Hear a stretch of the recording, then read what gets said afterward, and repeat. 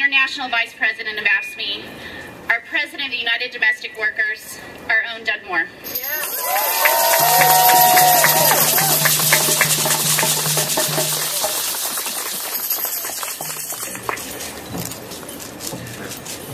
Good evening. How's everybody doing? As Lorena said, the April 4th has a very significant day for members of AFSCME, and we have a few of the AFSCME affiliates here. We have UNAC, United Nurses over here. We have AFSCME 127, representing city employees, and we have UDW, Domestic Workers in America. Local 1733, that was the union that organized the sanitation workers for the city of Memphis. And in 1968, Dr. King died while defending sanitation workers' rights in Memphis, who were fighting for their dignity and the right to collectively bargain. And today, as Vicki said, 43 years later, both public sector and private sector workers are under attack again. What's going on in Wisconsin is not just an isolated incident either.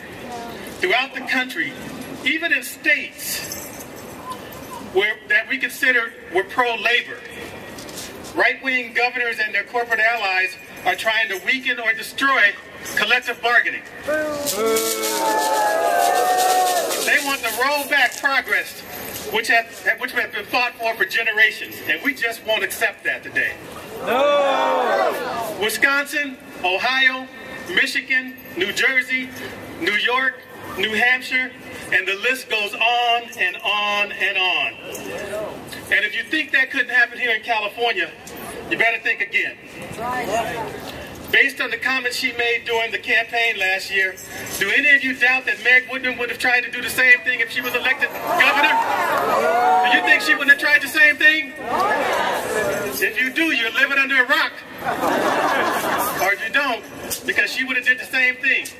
And do any of you doubt that the right-wing ideologues that have effectively tied the legislature into knots would destroy unions in California if they had the chance? Oh, yes, they would. That's why we need to send a loud and clear message to all elected leaders, from school boards to city councils to the state legislature to the White House. Don't even try it here. Don't try it here. Because if you try it here, we will beat you back with everything we have. Don't even try it here. We are one. We are one. We are one. We are one. We are one. We are one. We are one. It's time for all of us to stand with public sector workers throughout this nation.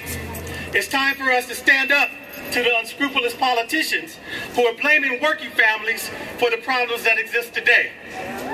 Dr. King once said, and I quote, "Our lives begin to end the day we become silent about things that matter." Brothers and sisters, what's happening in Wisconsin matters. What's happening in Ohio matters. What's happening in New Jersey matters. What's happening in New York matters. And what's happening right here in California, it matters. And that's why we're here tonight, brothers and sisters, because we know in the labor movement, an injury to one is an injury to all. An injury to one is an injury to all. And that is perhaps the labor movement's most fundamental precept. Or as Dr.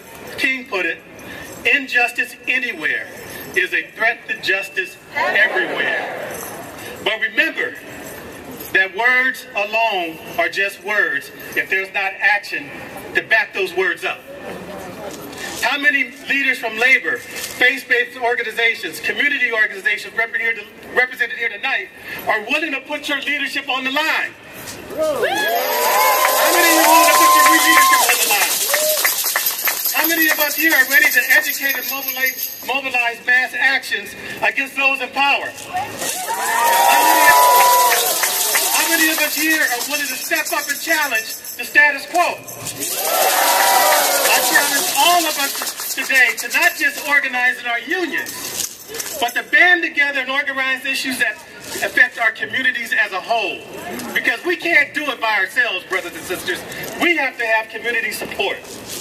And once we understand the power that we have by engaging ourselves and being part of the community, we can truly say, we are one. We are one. We are one. We are one. We are one. We are one. We are one. We are one. We are one. We are one.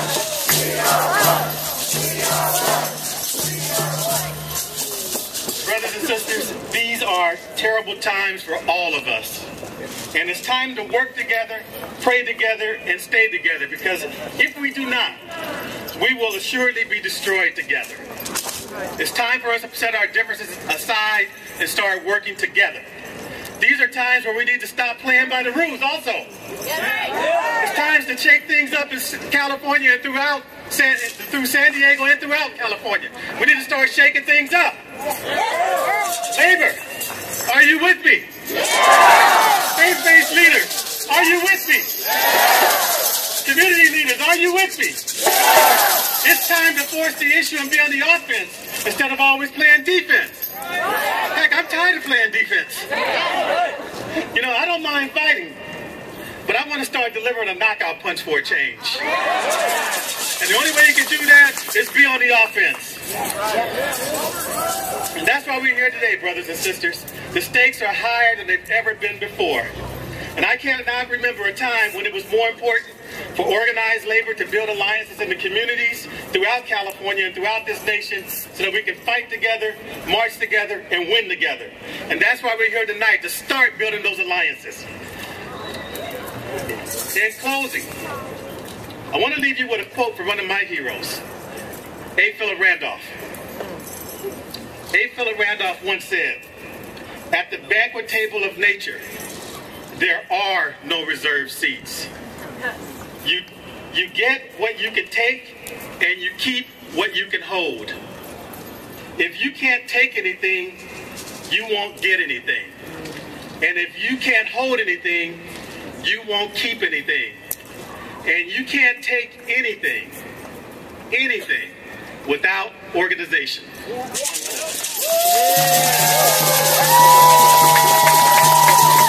So, brothers and sisters, let's put our leadership on the line and send a strong message all over this nation that labor and community are one and the same. They're not any different. They're one and the same.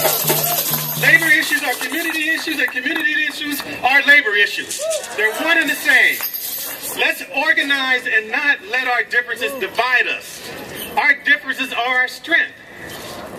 And once we get that, we become very, very powerful. Our differences are our strength.